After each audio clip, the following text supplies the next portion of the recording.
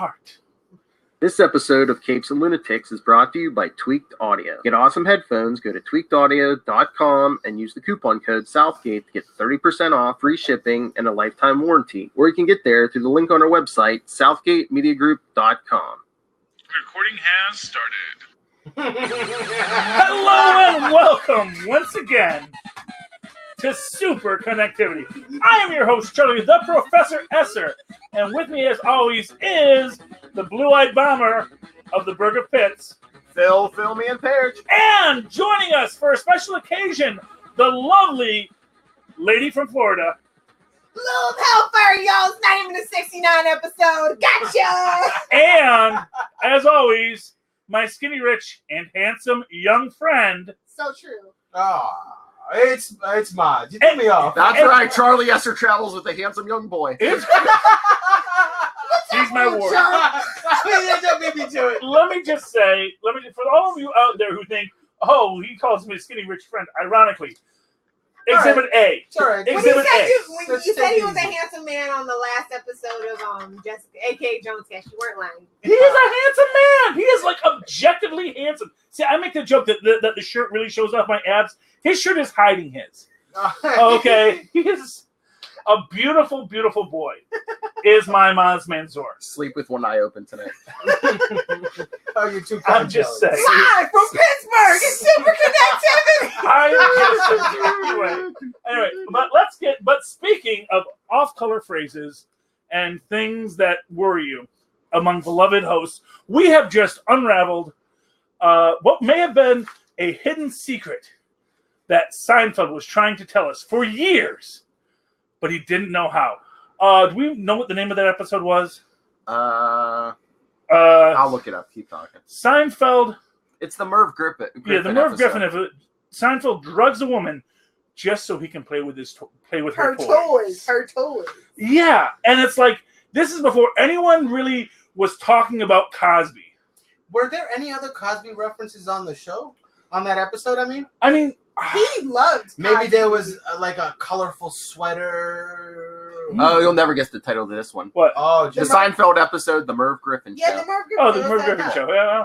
Was Merv Griffin like? Well, he had his issues. Yeah. Merv Griffin had his issues. No. Oh, yeah. The Kramer finds the old Merv Griffin set and he sets it up in his apartment. Oh, that episode. That's Yeah. Yeah. And then that's the one where Jerry drugs his So girlfriend. I'm just trying to find ways to connect it to Bill Cosby. Yeah. Well, I don't know, man, but it just. Cosby was a very big influence. He has admitted that on him. Mm-hmm. And in Hollywood, there are these weird open secrets that nobody talks about. Right. Exactly. And I think this was maybe his way of saying, man, I learned something frightening about my idol today. We're gonna be big like Hannibal Buress. Yeah. And poor Hannibal Buress, like we don't hear from him anymore, even though he was Yeah, we do. Boopity and some pudding pops. No, but like I said, I just think that maybe Seinfeld was trying to say, listen, the guy that you're admiring, even if I'm the guy you are admiring, understand that there's dark secrets in my past that maybe I don't even, and it's maybe the kind of thing where like, because it kind of seems when you look at like Bill Cosby talking about it now, it does seem like he didn't know it was wrong. Right. You know? I think that's more of what it is. Well, he's this powerful guy making promises, and some people are willing, just like Harvey Weinstein. Some people are willing to go with the flow, and that's just how Hollywood is. I'm not trying to change it. I'm not trying to do anything. I'm just trying to get my piece of the pie and move on. Exactly, and I think that that's the thing. It's like here was the thing. It's like when who's the model lady who said, yeah, Bill Cosby drugged me. Janice Dickinson. Well, and it's Janice Dickinson, so everybody kind of took it with a grain of salt. No, but then she withdrew her statement that said she made it up, right? No, I don't think she ended up testifying. Yeah. Well, I just don't think people believe her. If you look it up, she withdrew her statement. She said it wasn't exactly like she painted it. Well, what it is not to absolve Bill Cosby. He's a piece of look. People touch my mouth having substances and then having sex is not an unheard of concept. Right. And is not by its nature, just because you did that non-consensual per se, although your ability to consent is limited. Although maybe you consented before, Well, no. Here's the thing. It's whether or not you sober up and you realize that was something that you wanted or that was forced on you. Yeah, but that's post, Yeah. Well, but no, it's not just post, because here's what it gets down to.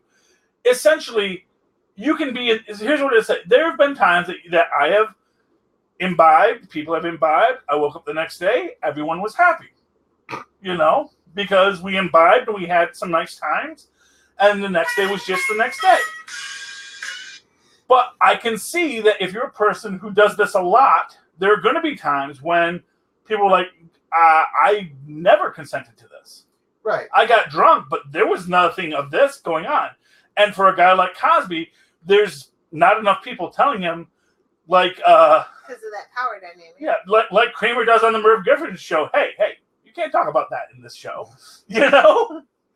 That and Jerry's like, what? And I get the feeling that there was probably a moment in Jerry's life where he's maybe talking with Bill, and Bill's like, oh, yeah, let's have some pudding pops and tell you about Sudafed and what you can put in the lady's drink. And he's like, whoa, dude, none of this is appropriate. And then how does he deal it? Does he blow a whistle on Bill Cosby, most beloved comedian of the 80s? That's hard for a guy in Jerry's position who is, yeah, sure, an equally beloved comic, but, does he do it? A guy who was a hero to him, a hero to many, and maybe that is the inspiration for this show. And if it wasn't Jerry, maybe it was, what's his name? Larry David. It might even have really been, this is Larry David's statement. I want to make this statement about comics I know the question who are doing these things, as far as, and no one is talking about it. And I'm going to use Jerry as the thing, so that when people look at it, they're going to go, yeah, that's really messed up what Jerry did. I don't know. The relevant thing to me is, can I still keep Dr. Huxtable and not love? Are you going to separate the art from the act? And I grew up with Dr. Huxtable. I think a lot of black people had to do that because I had to, because Dr. Huxtable taught me a lot. I learned how to put potato chips on my sandwiches. If you can, from Dr. Huxtable. If you can, I'd say go ahead. But I mean, good luck finding it. They took him off TV everywhere. Playing that, they took him off TV. No, he still plays on TV. Yeah. Oh really? He's actually because there's other people that like Alicia Richard. No, I have no problem with them making money. But I thought I heard that they took it off. They had for a while. They took it off BT and TV1, and then TV1 said we can separate the art from the act because he did have such a positive influence, and everyone else is making money. And the reality is, it's like it is it's like, to me, I can always separate the art from the horror. I mean, that's just something we do with any art. As an example, I love westerns. I love cowboy shows. Okay, every cowboy show I go, it's like, oh man. This is so terrible. A whole bunch of white people are like, boy, it's so great that this land was cleared when we got here. How did you do that? Yeah, it's like, I don't know. There's Indians up there. I don't know what we're going to do about that. It's like, well, actually, there Indians used to be right here, and then you moved in. And those savages. Man, I was watching Maverick the other day, and they're like, yeah, of course, after the war, we went back to Texas. And it was like really, the treatment of former Confederate soldiers who went to work for the Yankees afterwards, and it's like, oh man, James Garner, please no, it's not a show, but at the same time, as an overarching premise, much in the same way that I do not want superheroes to exist in the real world. There's that thing like there's so many billionaires in America and nobody's Batman yet. And it's like, yeah, good. Yeah. I don't want to live under the iron fist of Bill. Well, I already do live under the iron fist of Bill Gates, but yeah, we all do, unfortunately. But not in an actual punching me way. But then you also unless you're in Africa, then it is a little bit. Well. # controversial, whatever. Okay, no, but yeah. Yeah, I mean, I don't know exactly what Bill and Melinda are doing over there right now. The universe has just gotten to a point where money can create someone like Elon Musk. Elon Musk is a CIA honeypot. He doesn't really exist. No. What she means to say by that is that he may be too good to be true. Yes. In what she's he really saying. Nowhere. No. What she's really saying is that he's really good. No, I don't. Is he though? Too good. Yeah, is he? He's got his scandals. Let me tell you. Well, all right. In Maz's defense, there's worse rich people. Oh, yeah, absolutely. Well, our president. Yeah. I mean, I love as much as I love the guy. Come on, let's. Yeah, we were just talking about, but again, much like Dr. Huxtable, can you separate? Well, when it comes to the president, I think that's you can't separate. Okay, but giant leap we're taking for the sake of the conversation. All right, here's the the question: can you have that much money without having done at least one shady thing in your past? Well, every great fortune, there was a great crime. Just always remember that. Okay, a fucking. Whoa! The F-bomb! Yeah, come on, Mozzie. Sorry, he's passionate. Sorry. So A lion's got to eat. Life feeds on life. Yeah. It's a dog-eat-dog world. You can't expect people to be this weird, idealistic version of what we should blood be, in the streets, and not expect them to be human. You can't expect these people to do the things you've never done, or that you can't say that you've never done. So obviously, if you have much more opportunity to do the same things that you and I have done with that much money, obviously they're going to have done more things. But if they are advancing humanity's causes, then you gotta say, all right, so it's like that Angel episode. It's like, oh, she was only eating thousands to save billions. Would you do it? Would you stab her? Well, yeah. But what if one of those billions was your grandmother? Well, exactly. And and of course, this is, you can't really, so on 4 different levels here, you can't compare Elon Musk to Donald Trump, because Donald Trump usually didn't make money. He's actually really bad at his job in every economic measure. He's just when your father gave you $460 million, how many times do you think you should be bankrupt? Answer 0. Exactly. We're trying to get a drop here. Okay. That's right. Okay, so the more you know. Yeah, but no. So Donald Trump is not really a good example of a billionaire in general. Which Right. But name me one better billionaire Warren than Elon. Buffett. One could argue Howard Hughes was certainly more advanced. Carnegie, since we're in Pittsburgh. Yeah, he has his faults, but Carnegie did a lot. Well, for science and the arts. There we go. Also busted a lot of union guys' heads. That's Can't make an omelet. Yeah. Yeah, without cracking a few eggs. It's so true. Yeah, except I think you maybe could have. That's the thing. It's actually possible that you took less money on the back end and actually improved people's lives on the front end. It's called generational wealth, and you got to pass it on. Except he didn't pass it on. That's the thing with Carnegie. Andrew Carnegie did what I like to call the rich man's got to get into heaven somehow plan, which is he had $1 billion. He gave half of it away so he could still have $500 million. But everyone got $500 million. And went, hey, what a great philanthropist! He gave me $500 million.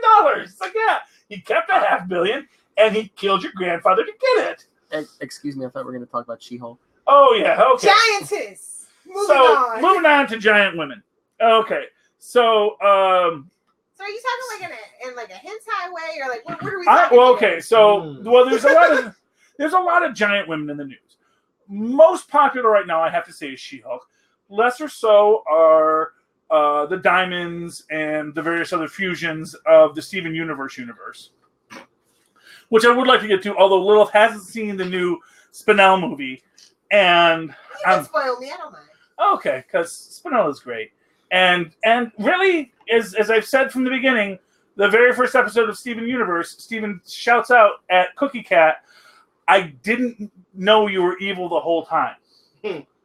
And Cookie Cat, for those who don't know, is a stand-in for Steven's mother. A refugee, a refugee of an interstellar war. Eminem. Because he loves Cookie Cat. Yeah, right? There you go. He loves Cookie Cat, but Cookie Cat is gone. And he knows everyone loved Cookie Cat. Why did they replace Cookie Cat with Lion Liquors? What are we talking about? This is Steven Universe. It sounds like the porn parody. I'm sorry. Well, it sounds like we haven't started the recording yet. It's a very. Okay, now I'm going to say this. Rubies do not necessarily gender as female. I said it. Wait, what? rubies do not necessarily gender. I mean, garnet, I can get with, but ruby, I don't want you to ruby. Come on. Ruby does not necessarily. I think one of the reasons they made garnet. Well, and it's first off, interesting that you garnet say is spinel because spinel rubies aren't really rubies. Well, yes, and which goes into the whole Steven Universe theory. I mean, there's a lot of gemology that goes into into Steven Universe. Ruby, is that what we're talking about? Oh, okay. So in Steven Universe, there is a class of basically silicates. Intelligent silicates is how I like to describe them. So basically, robots. So they're they are robots, but they're like gem-based robots. Yeah, they each one has a gemstone in which holds their personality. Then they have a hard light construct that creates their body. They're drunk. I'm sorry. Okay. One of these, Rose Quartz, came to Earth and led a rebellion against the Diamond Authority, which is because all of the gems are ruled by the diamonds. Okay, because they flawless. How many drugs were these people doing? I don't. Many. You would have to. Holy cow! It's a writer's room. Writer's room. All I gotta say is that if your name is Rebecca Sugar, and then you create children's cartoons, how perfect is that? But she is also the George R.R. Martin of children's cartoons. She is. Rebecca Sugar's thebomb.com, don't you? I love her. What is she responsible for? Steven Universe. Oh. That's the cartoon we're talking about. No, I thought maybe broader than that there was other things. Oh, I know she has, but that's what this is her like big. This is her magnum opus. Like being a showrunner and. Yeah, so she's amazing, and basically, so the entire arc of the first 4 seasons, 5 seasons, 4 seasons. Is Steven, who is a gem human hybrid, which is very frowned upon. Well, all hybrids are frowned upon in the gem world. Because, as it is revealed, spoilers, Pink Diamond wasn't destroyed. She manufactured diamond shards and then restructured her light form to be Rose Quartz. Then came to Earth with her, actually a mixed pearl, as has been pointed out, that her pearl is neither pink, nor yellow, nor white, nor blue, but actually incorporates all the colors of the Diamond Authority, came to Earth and started the Crystal Gems Rebellion, which was the statement that all gems have a right to exist and all biologic creatures have a right to exist. Now, I always thought there was going to be a point at some point that the fact that diamonds are in fact not rare stones was going to be central. That the reason why the diamonds wanted to destroy all life was because on organic worlds, people would realize diamonds were not rare, were not flawless. They are manipulated. Exactly. But that's not what happened. Instead, Steven sort of brings peace to the Diamond Authority, but at the same time, all of the crimes of the Diamond Authority don't go away. And one of the crimes that we're dealing with in the Steven Universe movie is Spinel, who was Diamond's playmate, because Diamond was a Pink Diamond's playmate because she was a very immature gem and was given this playmate. And then when Pink Diamond gets her colony of Earth, she tells Spinel to wait in the garden, and then she stands there for 6,000 years and gets forgotten about. Then she comes back and wackiness ensues. You want to know a cool place to learn about gemology? Where? The Carnegie Museum of Art and Natural History. Oh. I actually went Friday. It was really cool. Oh, cool. They have like this really huge collection of like all the quartz and stuff like that. Mm-hmm. And they have like, of course, like some of the first like big complete dinosaur skeletons. So nobody slipped me anything, right? No. This all makes sense to you guys? No, it doesn't make sense to Phil, but I'm following. No, me and Lilith. No, okay. This is a Charlie and Lilith thing. Don't worry about it. But anyway, but one of the things in this is they have very giant women. And giant women are because the diamonds are all how we huge. got here. Okay, bring it home, Charlie. The diamonds it's all connected. Don't you worry. And when diamonds fusion, which of course is why I think that they actually kind of code Ruby to be very masculine, and they actually code Sapphire because she also is feminine. the stand-in for the black feminine, which is that whole thing. Oh, I guess I mean, I can see that too. Yeah, I've read many a piece on that. I mean, Garnet definitely is. I mean, but Garnet owns it. Yeah. You know, and but like I said, Spinel's not really. Yeah. Well, they've been passed off as rubies for so long. I know. Well, yeah, and I think that was the whole thing too. But a lot of people miss. I love that whole time this is happening, the biggest thing on the screen is Phil's perplexed expression. That's super connectivity, don't you know? Trust me. Anyway, but what brings this all about? That's right, Charlie. At the end of the day, is that Stephanie Beatriz, I believe is her name, Stephanie Beatriz, who is fantastic in Brooklyn Nine-Nine. Oh. As what's her name? Rosa. Yeah, I believe her character's name was Rosa. I can't remember her last name, but she's the bisexual, tough as nails cop. Again, bringing it into that Steven Universe storyline too, in its own way. Is lobbying hard to play She-Hulk. And she's 5'9". She's tall. Yeah, for a woman. Yeah, 5'9" is pretty tall. 5'9" is pretty tall for a woman, and she can bulk up. She can bulk up. I don't know. And they're going to do the perspective play with whoever they cast. Exactly. There's not that many actresses in Hollywood that are like give her some big boots. Yeah. There's some big women out there who can't act. Yeah, that's the problem. R.I.P. China. R.I.P. Oh yeah. Anyway, but yeah, and that's the thing. And when they did the 70s Incredible Hulk, they would shoot Lou Ferrigno from down here, and Bill Bixby they would usually shoot from here. Maybe even here, which is great for a podcast, but from below for Lou Ferrigno, from face on or slightly above for David Banner. And so you can take a person like Beatrice Cruz, who, if you've ever seen her on Modern Family, playing the sister of, Sofia Vergara, who is the little mousy sister to the Sofia Vergara, who really, now that's a physical embodiment of the She-Hulk. I know a lot of people are thinking right now. Spicy. See. She's a brick house lady. Oh, yeah. Maybe not as muscular. Be careful what you say. She is married to Joe Manganiello. I'm not. Hey, you know what? I think Joe Manganiello is the first person who's going to say, you know what? I'm not going to argue that is a well-positioned woman. A well-structured There's a lot of female wrestlers in the WWE that would be a better choice. Let's just be honest. I mean, hey, they're on the WWE. That requires a modicum of acting. Well, modicum. Yeah. And some people have said Ronda Rousey could play her because Ronda cannot act out of a big bag. I agree. But at least physicality-wise, they should look for somebody of that. Or for Wonder Woman. Here's the thing. Here's the thing. That's not how Marvel does it. Marvel says, okay, who's an actor who can play this role? Okay.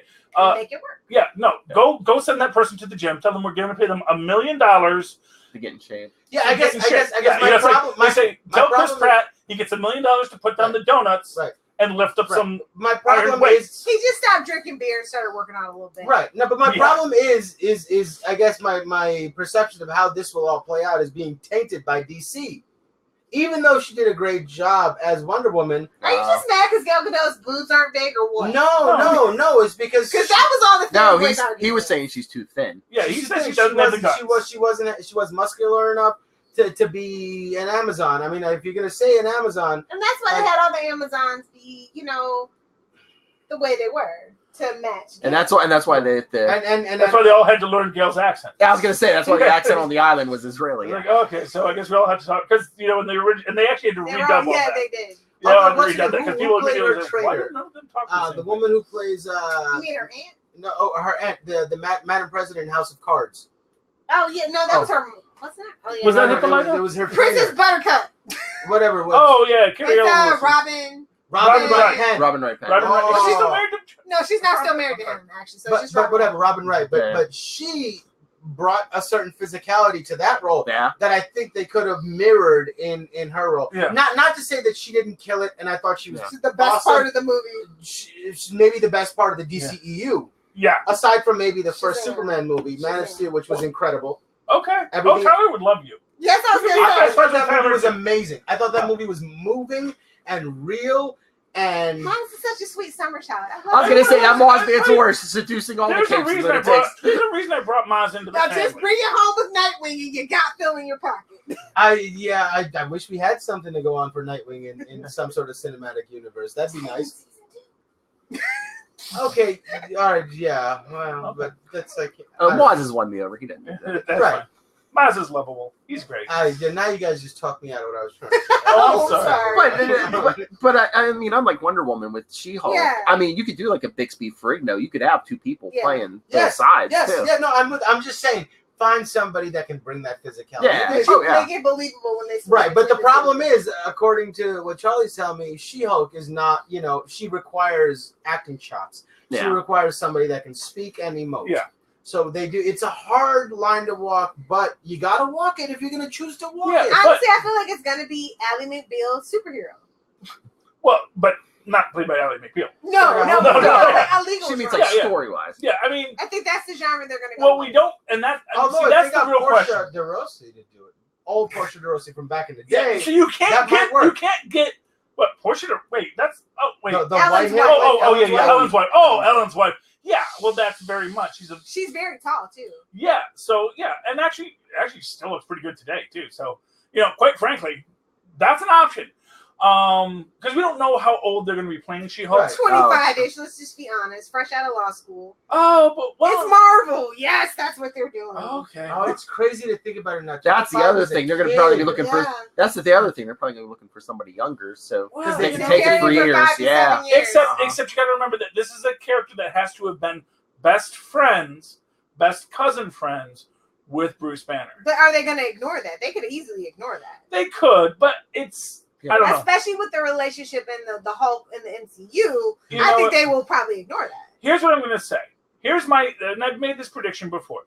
There's lots of ways you can do this. You can do a play on the marriage episode where, Jennifer Walters has some autoimmune disease that the Hulk blood could theoretically be the cure for. Oh, and that's how she turns into? It's a possibility. Or they could just say, because it's always silly. Well, you need a blood transfusion. Well, my cousin has the same blood type. Your big, gigantic green cousin? I don't know if that's going to work in this. Then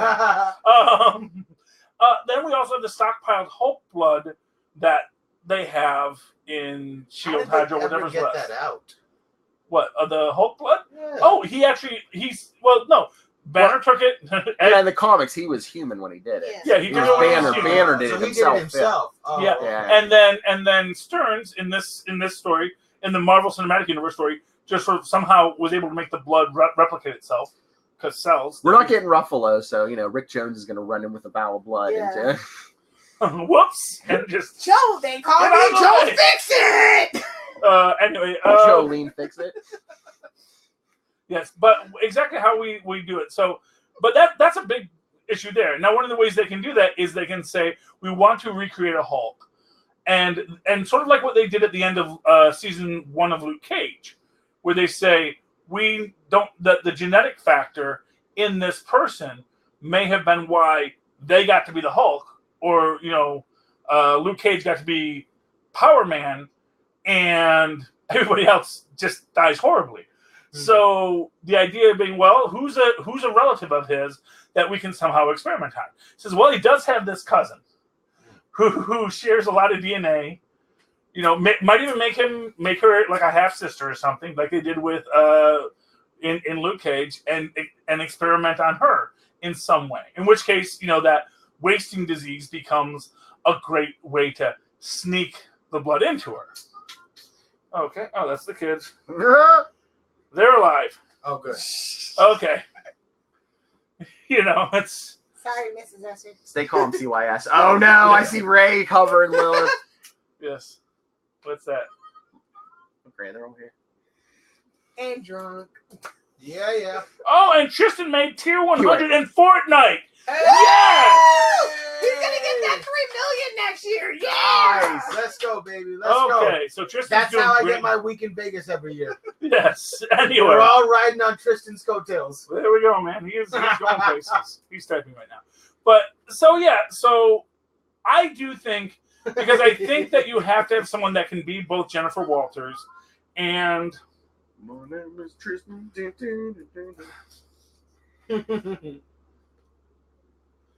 He wants to know if he can get $20 next weekend, because I promised them $20 if they could help me clean the house. None of us have done any work towards cleaning the house yet, but we got to get there. So anyway, more to the point, giant women.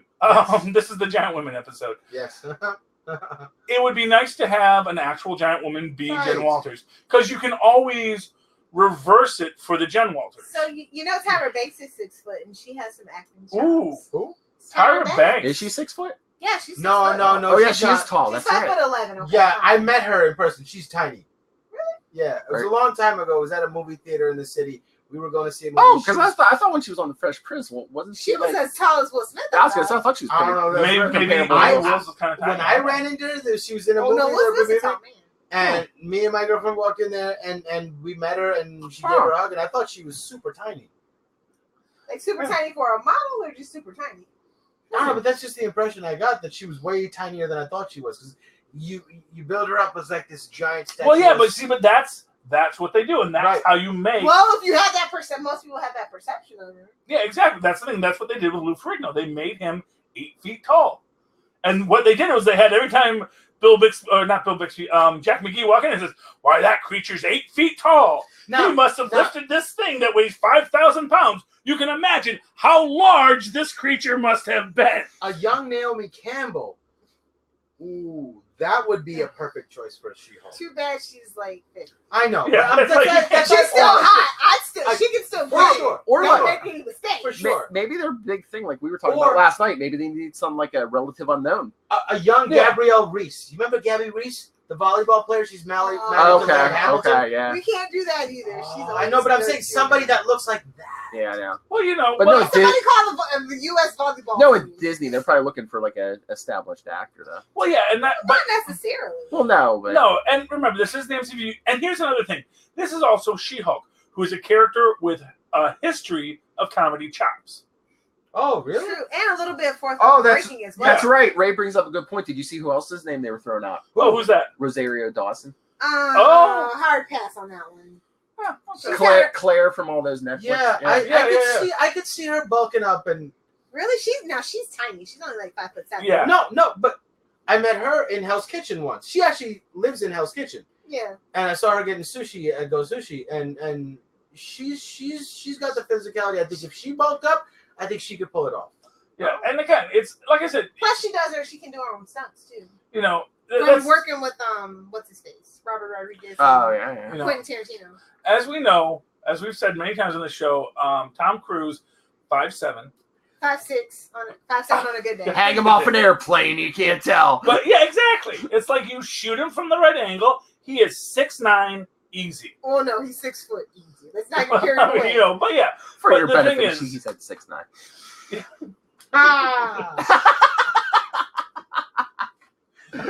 There you go. But the point is that you can do a lot without even going the CGI route. It was like saying they have to do a CGI She-Hulk because how can you make someone look like a She-Hulk? They're gonna do it for the green skin because it's just not. There's no healthy paint to do that. I don't know. How did they do it with Gamora? Ooh. Wasn't that CGI? Fair? No, they sit and paint that like every week. Yeah, but is that like latex or whatever? Oh, yeah, it's not what they were doing Ferrigno in. No. It's not the stuff that rubs off on all your I was gonna say clothes. it's more like rubber than. Yeah, but it would be cheaper. Like to they CGI didn't run out of than paint by the time they got to his feet. Yeah, because she does not wear a lot of skin. Yeah, you know, Gamora wears pants. She has the face, the hands, because she's an actual like working assassin or whatever. Yeah, you know, Although you can put She-Hulk in a pencil skirt and nylons. You know. Who wears nylons anymore? Supergirl doesn't even wear nylons anymore. What dame puts those on her gams? Okay, I don't know. But you could also put her in a nice purple pantsuit. Yes. And she has worn the purple pantsuit. To me, here's my real thing with the She-Hulk. I want a big messy bun. I want a Mrs. Garrett style bun. Somebody get John Byrne on the phone. Listen, if she does not have Mrs. Garrett hair. I thought Peter Griffin? Well, she could have both. I mean, I thought she's got to shake it down and take off her glasses. Yeah, that whole because thing. when she's She-Hulk, she has a lot of hair. Yeah, she has that. I mean, funny she does does the Clark Kent glasses thing like you don't know who she she is. takes her hair down sexy librarian style. Like you don't know who she is. So wait. Okay. So if She-Hulk is also smart, why does she ever need to be Jennifer? Well, she often isn't. For a while. Because my understanding was she was just She never hulked out. She was always just and there's different ways that they've done it. They've had it where she switches between the personalities. Right, like the Mrs. Then there was for a very long time where she could never be Jennifer Walters again, and then she could again, and then she couldn't again. Maybe that was around the time where I became aware, because to me she was always just who she was. Yeah. And the stark difference was that she never hulked out. There was never a trigger for her. She just was herself, but she was also green and huge. Well, this is the thing, and this is actually sort of the big. So this is where we get into the super connectivity aspect of it, and whether or not you as a monster character change shape, because this is always the thing with Ben Grimm, and why Ben Grimm is always the thing. Here we go. Hey, look, it's important. I know. It's important because this defines everything you can know about these superheroes. Because especially as we've kind of built into the universe now, who you are in the inside is how you represent yourself as a super being. This is something that was done very nicely in the original Adrian Barbeau Swamp Thing. You know. Hashtag let it go. That was a classic movie, one of the best superhero movies ever made, the original Swamp Thing. It was pretty good. Yeah. I do remember really liking it. Okay. I was on my side for this. Yeah. No, that was all right. Well, Woz is on the fence. Yeah, for everybody. Oh, everyone. That's why he's he's so likable. But my point is that so when you're always switching back and forth, you create essentially a severed personality. So the first time we ever meet the Hulk, there's not really a difference between the Hulk and Bruce Banner. He's just a little more angry. Right? Yeah, he's like a bigger, madder Bruce Banner.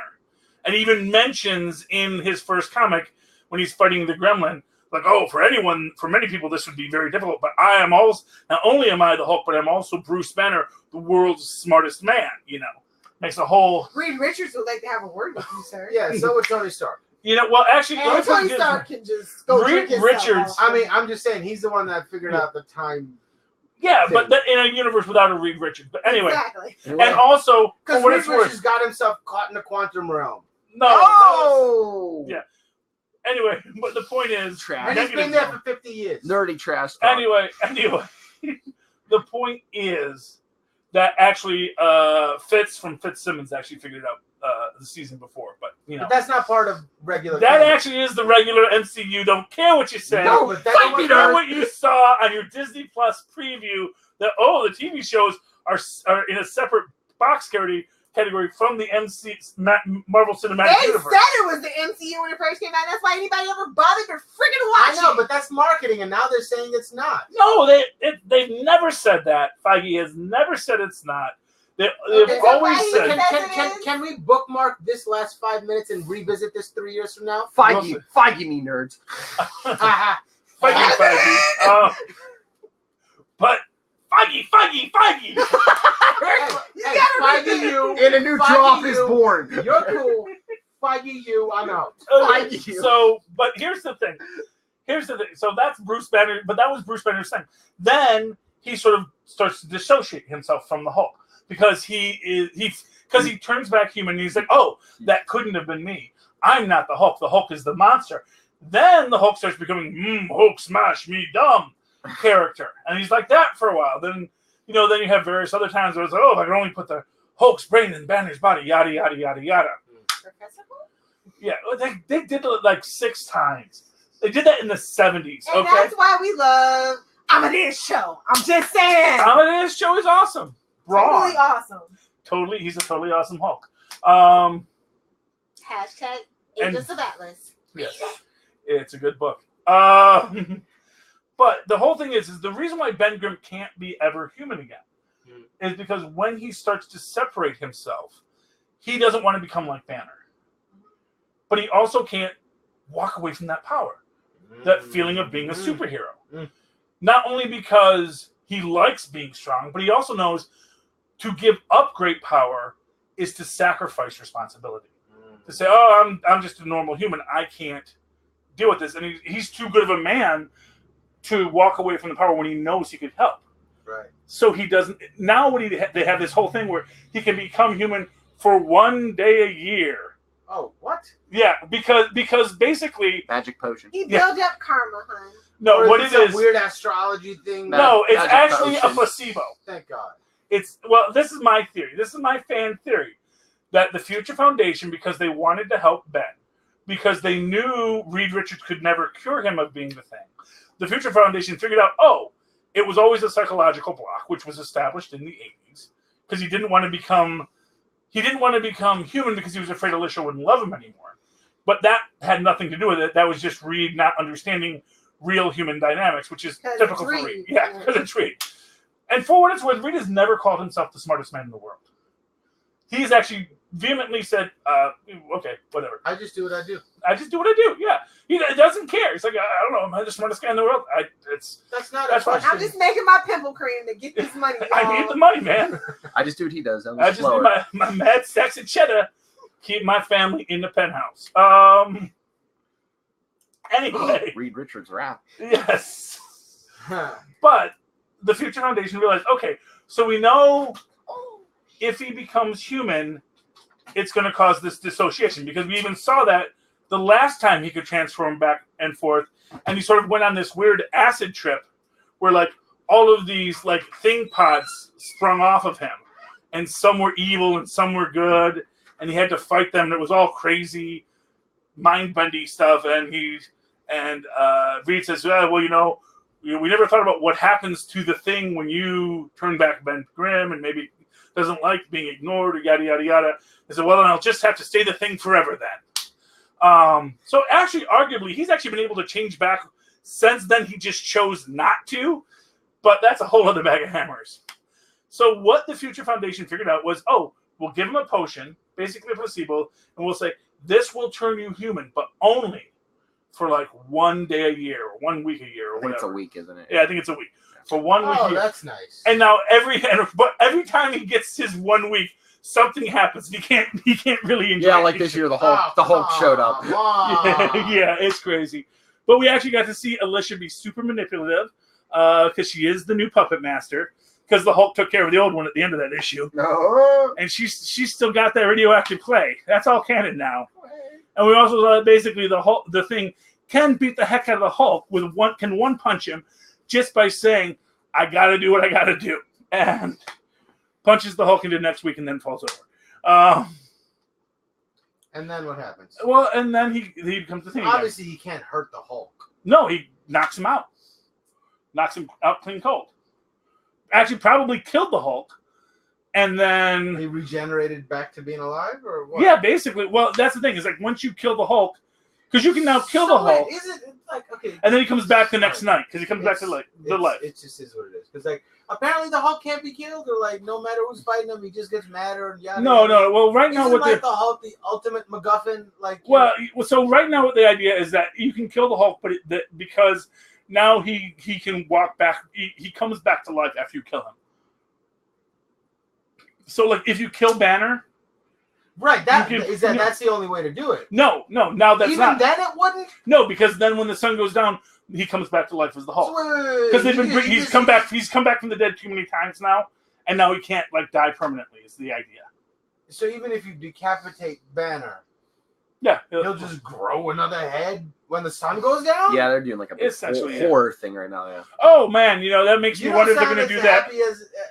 As I'm not happy about. Well, actually, it's a great story. It's beautifully written. Yeah, the book's usually good. The book is really well written, so it like makes up for the and not only. But here's the thing: not only is it Banner, but it's anyone that's ever been a Gamma monster now. Well, yeah. I mean, I know, Mars, when I heard the premise, I was like you. I was kind of skeptical, but it's written pretty good. It's written really well. And so basically, and for what it's worth, it's filled with a lot of people that have died and kept on coming back to life. Fair enough. So now you're like, here's the explanation why. Yeah, so it's like, here's why they keep on coming back from the dead. Because they do, okay? Here's my reasoning. Precedent. Yeah, so that's that. And that's why the Thing now gets his 1 week of humanity a year. Though something always screws it up. You get the definite feeling that, now that he's married to Alicia, and that maybe he's actually going to let himself be himself more. But then again, it's all about coming to terms with the fact that I don't have to have a separate personality just because I'm changing. And that's sort of what the people who go through this physical change are dealing with. And that's sort of what the She-Hulk right now is dealing with, because as we saw recently, she becomes the She-Hulk, and she's now the Savage She-Hulk again, and she is like super buff. She's like Hulk style big. I just thought of this. You know who should play She-Hulk? Who? Serena Williams. Can she act? I don't know. The thing. That's the thing. It's like there's lots of people who could physically be the She-Hulk. She still has human proportions, except now she actually doesn't. Oh, really? Well, yeah, now they made her Hulk side more savage. Really? Because back in the day, it was just whether she's almost as muscular as a man, and that was far enough away from the average person to be considered hulkish. Are we being too loud? No. Did we wake up Luca? Okay, I don't know. Luca's not here. Oh, Luca's not here. He's at my parents. Yeah, no. Okay, I don't know. I don't know what you do. But I have to drive this one to the airport at the crack of dawn. So 7 o'clock's the crack of dawn. I'm so sorry, Philip. It's only like 10 o'clock. Philip. You act like we both. No, I'm just saying that way I don't have to get him up in the morning. Yeah, I know. I'm just saying it's like me and Maz were up until 2 a.m. watching BattleBots. BattleBots. Oh, the story changes. First it was Tristan and Maz. Now it was you and Maz. The truth comes out. Busted. You're that chameleon. The chameleon. I am the chameleon. Yes. Baked potato games. Big potato games. Big potato games. Pick it up. I love potatoes. This is the best party game you are ever gonna play. Check out Capes and Lunatics 123. Yeah, it is so much fun. So much. I had more fun doing that than the Seinfeld episode. I enjoyed the Seinfeld episode. I enjoyed the hell out of the Seinfeld episode. Maz did such a good job. You guys have to scroll down. Yeah, definitely. Scroll down. Give him his podcasting, Emmy. But yeah, so that is. We're submitting that episode to the Podcast Awards. Believe it. Okay. Just the Seinfeld. But yeah, but that's the thing, but Jen Walters is going through this now as well because she has this very monstrous form. But what we've seen also it's recently, not really that monstrous. It's really hot. Let's just all be honest. Thank you. Let's just no. Well, her new form. Well, she's still sexy. Is it? I don't know if I've seen. Well, I mean, Thor likes it, so Thor is all about that giant woman. Yeah. But then he's the god of thunder. To be honest, it's canonical that Thor actually was married to a frost giant.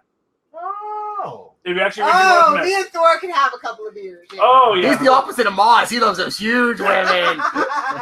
Man. Well, when you're the god of thunder, everybody's got something off. You're so OP. Giving her the hammer. He's like, give her the hammer. And that's why I ship him and Loki. I'm just saying. Hey, are you ready to lift the hammer, though? We got to find out. They're not blood related. Screw you. Don't judge me.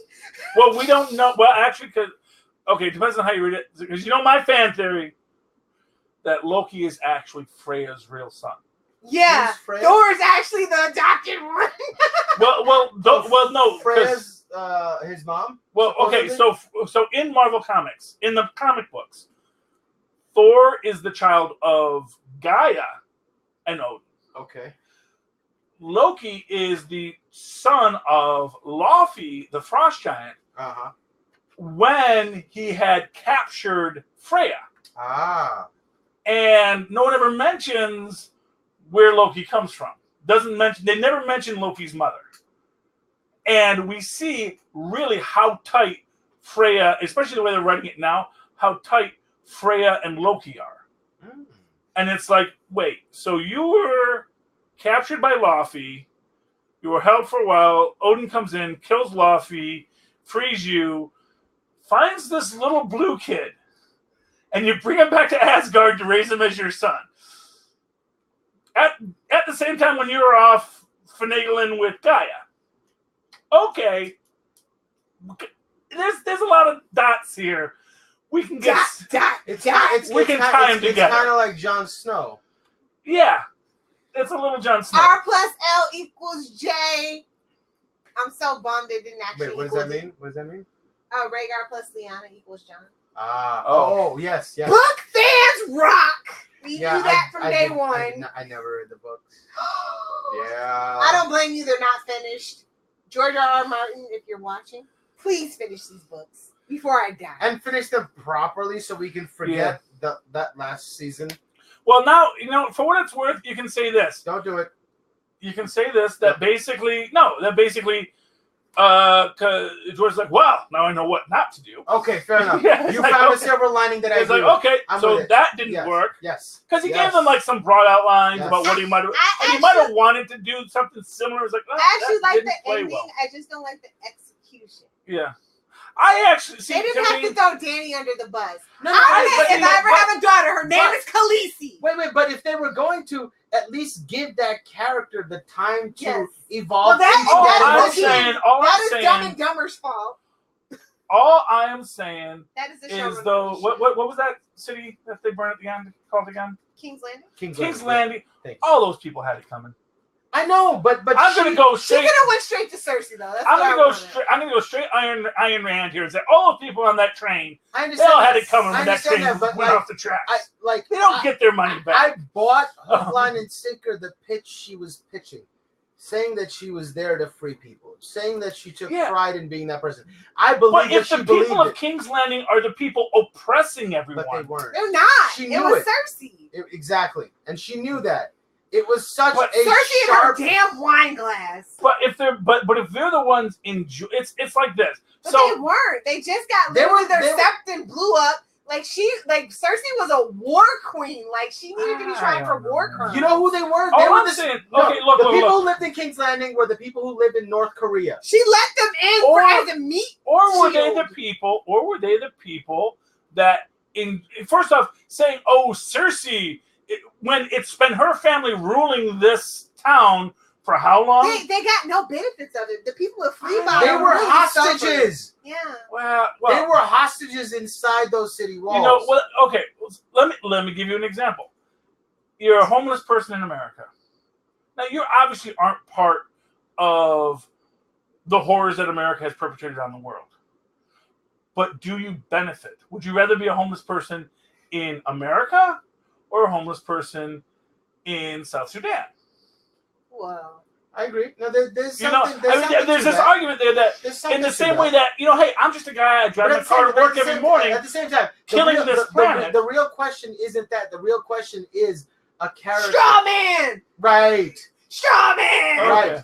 The real question is whether this person, who had defined her entire being and defined breaker of chains, defined her entire reason for being, defined her entire reason. She could have been wiped out King's Landing, but what did she do? She stayed a Marine. She freed all those people. She tried to learn how to be a good ruler there, so she could be a good ruler in King's Landing. But what I'm saying is, when you get to King's Landing, and here's the thing, I'm not saying that she wanted to kill the innocents in King's Landing. That's what they're saying. No, what I'm saying is, because here's the thing. When the soldiers all say, "Oh, we give up," it's like, yeah, I'm gonna let all you soldiers who've been plotting my death. But see, at the same time, they're the house banners. They have to do that. Right. And if that banner falls, they are left with the. I don't know, man. I'm not going to trust the generals under Cersei. There are no generals under Cersei. Nope. There was the Golden Company. There are generals under the sword. Yeah. Yeah. Okay. I mean, didn't watch the show, didn't read the books. I just like to take an opposite. No. I'm just saying I didn't read the books either. But I saw all the previous seasons. Yeah. I saw all the previous seasons, and that didn't make any sense. Okay. And the reason they asked you to care about this character, they negated in those final. She's not like other Targaryens. Right. Yeah. The whole thing She's the cool Targaryen. There's a giant lineage. Here's what I'll say. If George R. R. Martin writes a book with this ending and can explain it, yes. Then you might go, oh! No. Yes, that's all we wanted was some time to see her turn. Yes. Not just from one episode to the next, she's killing everybody. If you want to do that, I'm fine with you doing that. But show your work. We learned this in 3rd grade. Show your work. D&D ain't got time for themes, though. Themes are for 4th grade book reports. Just remember that. Show your work. That's all I'm saying. # bitter. Yeah. They did kill No. What they did was they bought Missandei. No, they bought a term paper online and tried to pass it off. They got a fan theory. Yep. On for Reddit. Yep. Shout out to the Free Folk subreddit and Game of Thrones subreddit. Anyway, so yeah.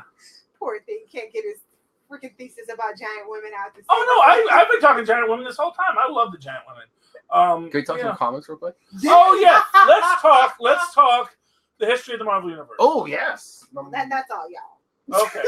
Well, here's what I want to say. Speaking of things that seem kind of rushed, really seems rushed. Oh, really seems like, you know.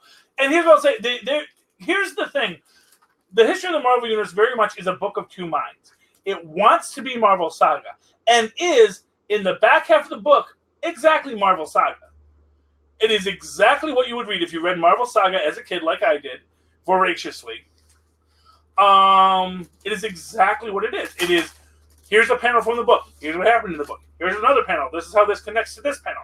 This is what happened in that book. This is the point in time where this all occurs.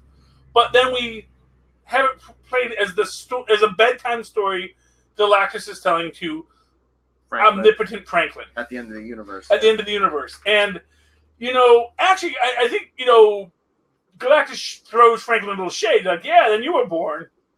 Then things got a little interesting, didn't they? Little shade at you there, because time kind of gets funny. But one of the things I kind of felt was that there's a lot in this where, and here's what I'll say, in Marvel Saga's defense, sometimes they would glaze over things, but then they would go back and explain it in another issue. Well, it's their chance to retcon too, because like Ray brought up, what about the whole instead of anyone going to Vietnam, now it's Lake Kong or whatever. Spider-Man's waiting to Saikong, yeah. And that other dude is playing hard to get.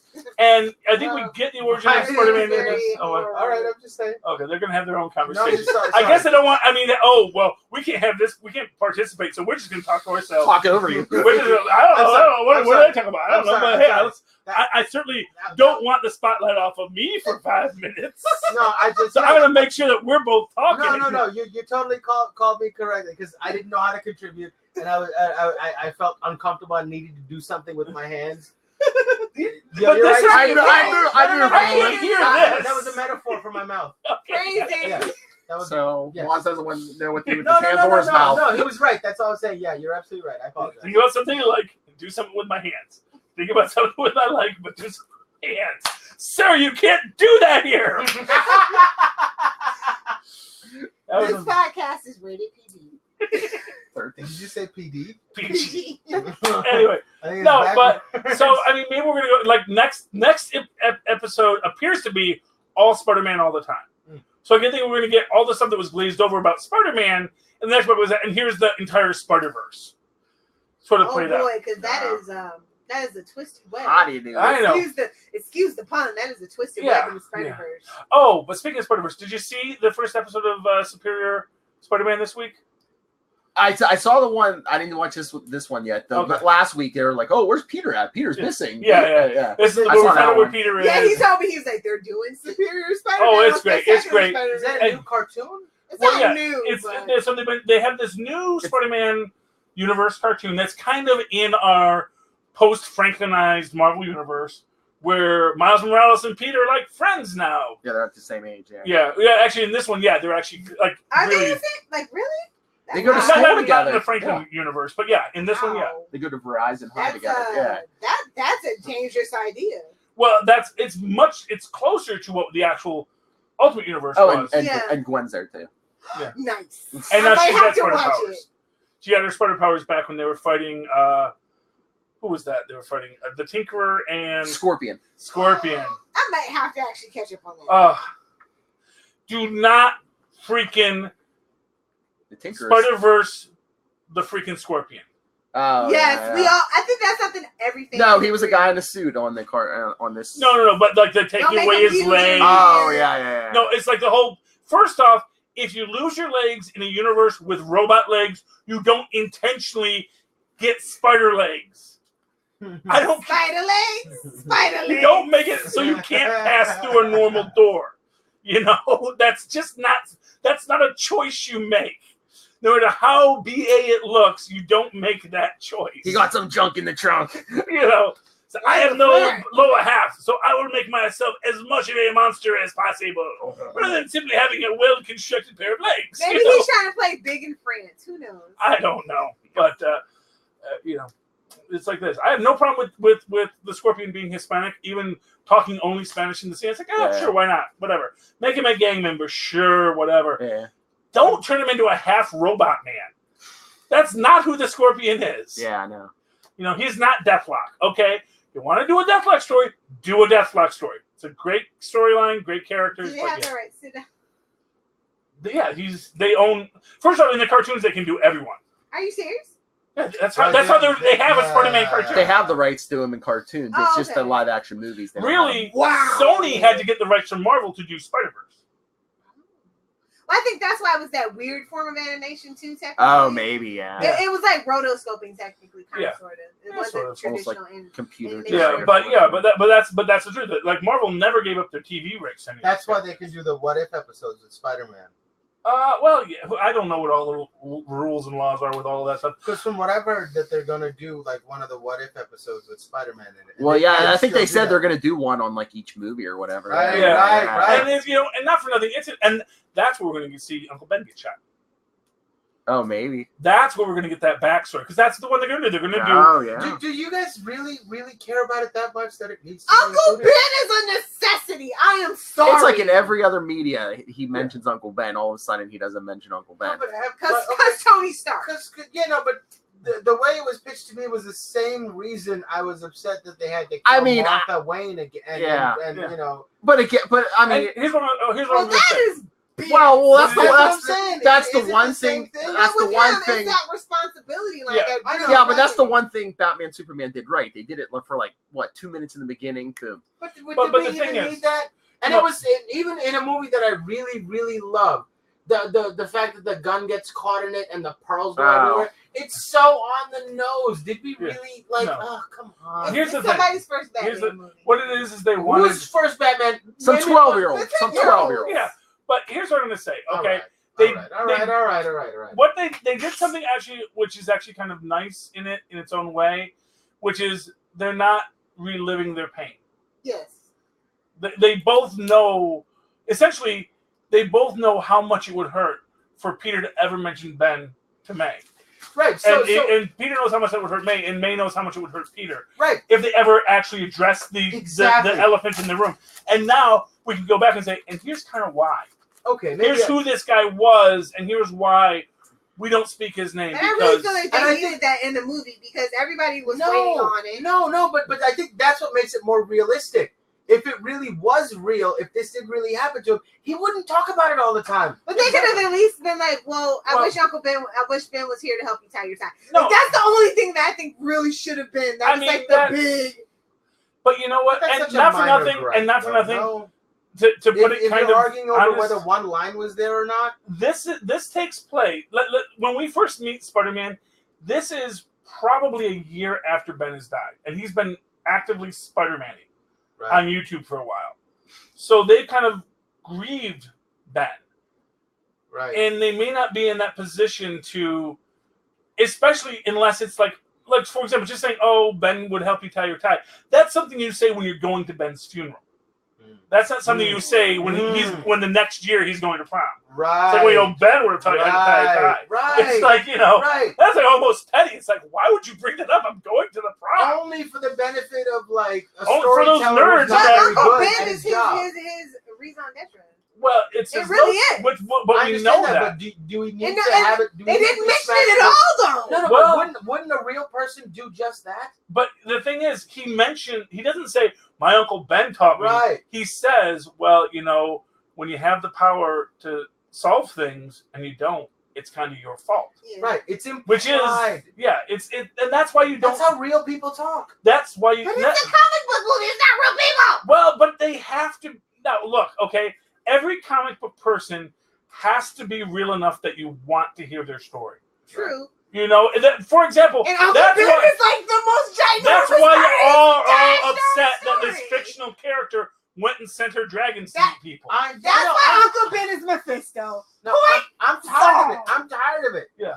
I'm tired of it. No, but here's the thing. It's like if you go look at that story, because what they're going to do one of two stories. They're going to do what if he had stopped the robber, in which we get Cape Spider-Man, which we all want Cape Spider-Man, Prowler? What? No. Here's Spidey. Oh, but you know what? You can get Charlie Cox for that one too. Did you? Because he discovers Daredevil, says, hey kid, I think you got what it takes to be a big celebrity star like me. And that would be great. And they get Charlie, and especially if they're doing anime and they get Charlie Cox to do the voice, that's going to be fantastic. But or they do, what if Spider-Man had become a killer? Where he Punisher. Yeah, what if we had the Spider Punisher? You know, what if he kills that guy who killed his uncle and can never go back? Or gets vengeful and decides to actually become a bad guy because the world was so mean to him, supposedly. Yeah, you know, there's lots of things they could do, and that's what I say, because the turning point of Spider-Man's universe is Uncle Ben. Right. So if you're going to tell a what if with Spider-Man, it's got to be the Uncle Ben story. But they're not saying that didn't happen. No, that's the point. They're not saying it didn't happen. It's just that we don't have to waste time going over what you already know. Well, exactly. But what I'm saying is, it's a great way to make everybody happy in your what if you go back and tell an Uncle Ben story. I'm with that. I dig it. Okay. Anyway, but yeah, I kind of felt that the history of the Marvel Universe in their stories getting a little rushed. They're kind of glazing over things to get to because there's so much to cover. They're glazing over some things, and it's kind of like, it's sort of like, oh, the universe was created. It's a Wikipedia. The universe was created. Nothing much happened for about 1 billion years, and then Hitler. And then to be radiation. Fair, to be fair. And now today. That pretty much sums it up, to be fair. But we got Conan back, so that's all I care Savage about. Conan on top of that. We got all the Conans. Yeah, we do have all the Conans. And we're getting more Conans every day. So, they're spending Conans like they're going out of sight. Like, let's put Conan in everything. That never bit us in the butt before. You can smell a movie right around the corner, right? Oh yeah, I hope so, man. I smell a Conan movie. A good Conan movie would be good. Although, but the other ones weren't that bad.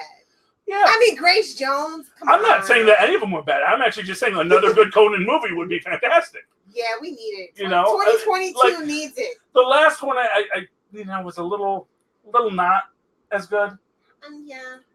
The first one was dope though. The first one was fantastic. Hell yeah. And I loved Red Sonja, even though that technically isn't a Conan film. Right. I was gonna say, they would like to have a word with you. Yeah, it's not technically a Conan film. It's a Red Sonja film. Though Arnold Schwarzenegger is in there by Crom. And Red Sonja was played by that lady that was dating Flavor Flav. Yeah. Who was also going to be She-Hulk in the original TV show. Shut the front door. She did screen test. That makes sense. She's giant for real. She would have been a really freaking amazing She-Hulk, and they actually did a green paint test for her. I don't know if she was going to be Jen Walters, but she was going to be She-Hulk. She was going to be in the third one, Death of the Incredible Hulk, but then they wrote her out.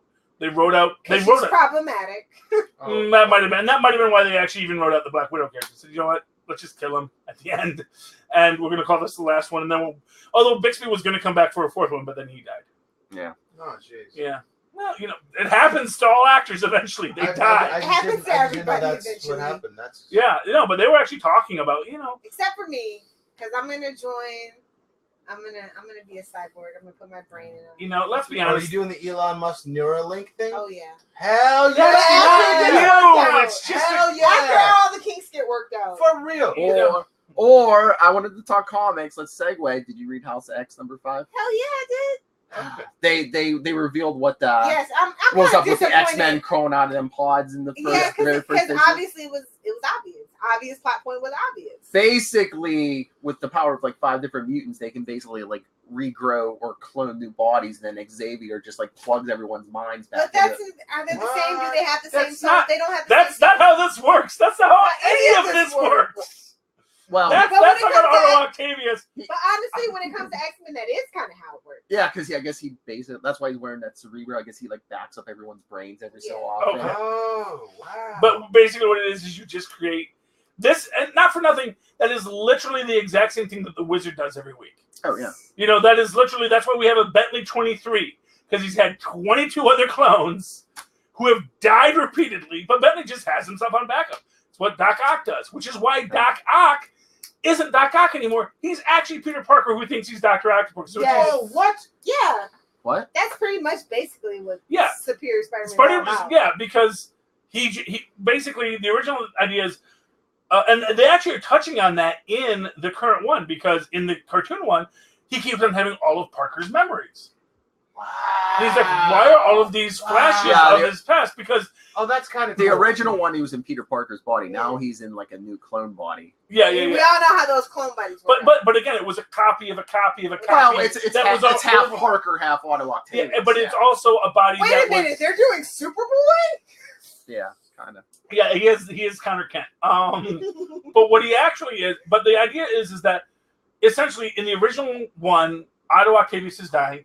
He rewrites Parker's brain to believe that he is to put all of Otto's memory and personality into. According to Charlie, there's no transfer. He's just basically he's just rewriting it and then tricking his brain and thinking, hey, then he convinces his own brain that he's Peter Parker. Whoa! Why would he do that though? Because otherwise you have Charlie saying there's no true mind transfer, and so no, there is true mind transference. Dr. Doom uses an actual soul transfer. Magic. Yeah, you can actually transfer soul, but scientifically you can't. Yes. Well, you maybe can, but not the way they're doing it, which we saw recently in She-Hulk versus Bullseye. Where it's like, he's like, no, that's not how this works. It's just convincing your brain that you're this person. So it's like being John Malkovich. Malkovich is still there. Yeah, I love that freaking movie.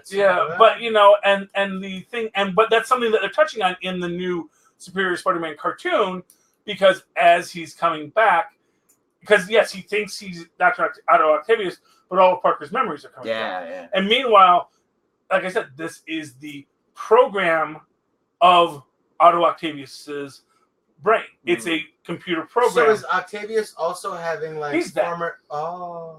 So in this situation, there's a program in a robot that thinks it's Peter Parker. Yeah, his body's dead.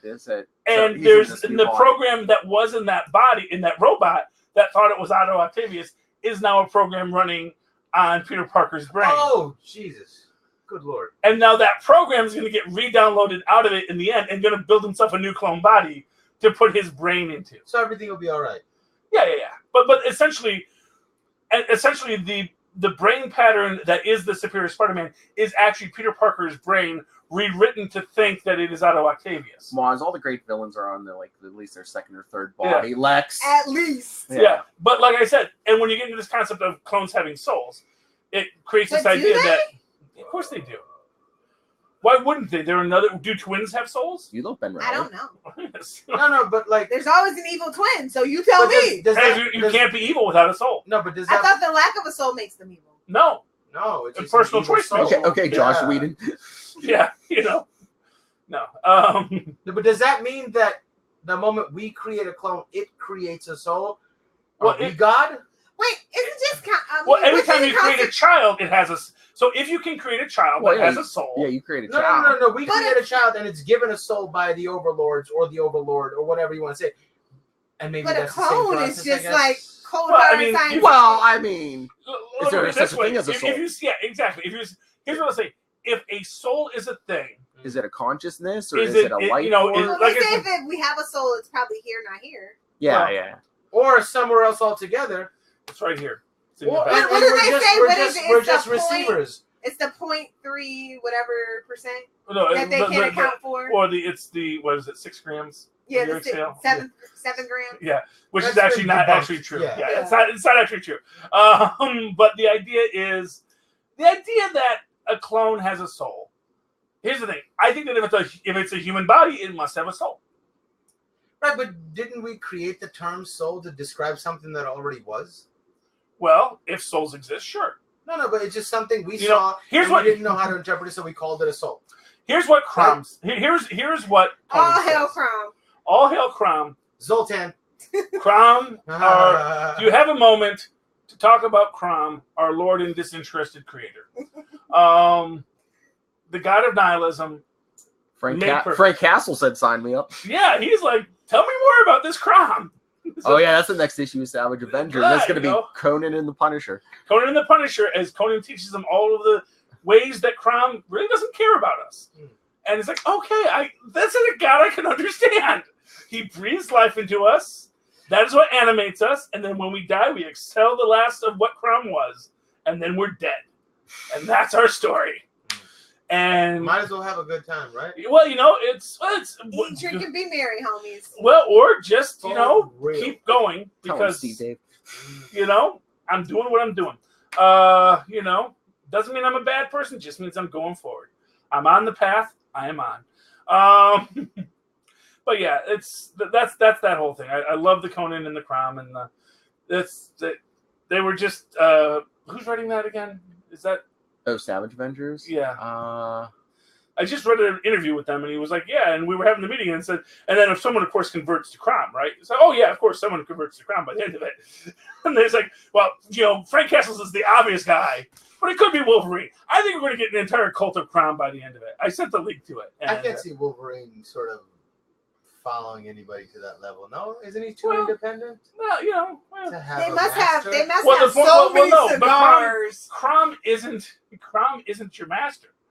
Crom's just the being is the god of the mountain who breathes into the Cimmerians their life. So what does it mean to follow Crom? It means you're just mad at Crom all the time, but you also try to avoid his gaze because you actually get Crom showing up in your life. So you simply just see him as a credible threat that you choose to avoid. Exactly. It's like Jerry Duggan. It's like Crom, darn you, darn you to the mountain. Yes. Okay. But that's Cromism for you, and like I said, I think Disney said, maybe we should create a religion. Let's just, they already have it in the True Believers, low key. Yeah. You know what? They said we've got Norse mythology. Oh, hail the MCU. Yes. I never caught that duality there, low key being low key. I just caught that now. Wow. That is just a pun that exists in our language. It was never intentional. Okay. And it just showed up in the comics. Maybe it was. Yeah, no, I don't know because that term low key came up way after. Yeah, it's a question of Dharma versus. I'm like high key, son. I'm high key. I'm not low key. There's nothing low key about it, bro. By Crom, it's been an hour and 16 minutes. Okay, so anyway, but yeah, so they're cloning X-Men because. I told you, they're gonna keep them spinning. Then when they show up in the MCU, they can spin them into whatever they want them to be. Here's the problem with this: is that Xavier has expressly said that's not how this works. I can't make your brain think it's something it's not. But he's secretly evil, so secretly he could do. Well, they showed him. Now they have an alliance with Sinister. Yeah. He just shook hands with Apocalypse at the end of this. Yeah, it's official. Professor X is evil. Officially. Basically, they're like, all the mutant race come together. Good, bad. We're all one big happy race on this island. Oh, are you guys? But we've always assumed because he has telepathy and he has that thing for young Jean Grey that something ain't right with that dude. Really? And now it's official. Every couple of years, he's a shady. Really? So yeah. The older I've gotten, the more that I'm like. Now I feel like you're taking Dr. Cliff Huxtable away from me. I know. That's how I felt when I got. Not the Patrick Stewart version. The comic Patrick version. Stewart's good. Yeah, Patrick Stewart. Comic book version.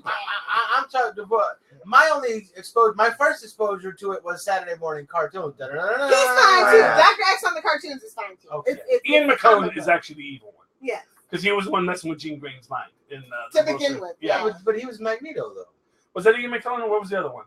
Oh, not Ian McKellen. No, the the new second. One. The new guy. The new Irish dude. Michael Fassbender. No, the Xavier. Oh, James McAvoy. James McAvoy. That's the one I meant. McAvoy. Jimmy! See, I like James McAvoy more than I like Professor X, so I'm okay with him being evil. Okay. Because I just want to see James McAvoy play something. Evil. Anything. Because he's really good. Because he's British. I'll see McAvoy play anything. Anyway, as Phil was saying, we've gone over an hour. And this thing doesn't always have to go over an hour. No, we tried to do it for a half hour. Right here. Go back to a private conversation last night. That is what she said. Whoa! Anyway, if you're and that's nothing. If you're being charged by the hour, what is your motivation then? It's like, okay, so let's wrap this up, ladies and gentlemen. This has been the very special episode of Super Connectivity. Live from Pittsburgh. Live from Irwin. Irwin. Live from Irwin, Pennsylvania, at the house of Casa de Perich. Woo. Let's see who is here. Let's get some social medias. To my far right. If you'd like to reach out to me, talk to me about anything, you can email me at mozmanzor@gmail.com or find me on Facebook under Moz Manzor. That's MOZZMANZOOR. And the lovely lady. Oh, if you want to trade cocktail recipes, you can find me on Twitter at Lilith Hellfire. And if you're on the gram for my sidekick peeps and my Capes and Lunatics peeps, at Lilith Hellfire 69. You know, I had to do it. And the founder of the feud. You can, I'm on Twitter at NightwingPDP. Get a hold of me, NightwingPDP@gmail.com, and just follow Superconnectivity on Facebook, Twitter, Instagram. at SuperConnectPod. No, follow Capes and Lunatics on Instagram. On the gram. Duh. And of course, if you'd like to write to me, Get ready, boy. in that old-fashioned email way, there are Maz and Paz, not Maz, but are Maz and Paz and Paz. Once did, and Brian Cronin, who we were exchanging emails with earlier. You can do so at superconnectivityblog@gmail.com. That's superconnectivityblog, all one word, @gmail.com. And of course, follow me on the Twitters as I live tweet Agents of S.H.I.E.L.D. coming back. Cloak and Dagger coming back. The Orville not coming back, but we'll be on Hulu coming up. At Charlie Esser, let's see. HARLIE. Excelsior.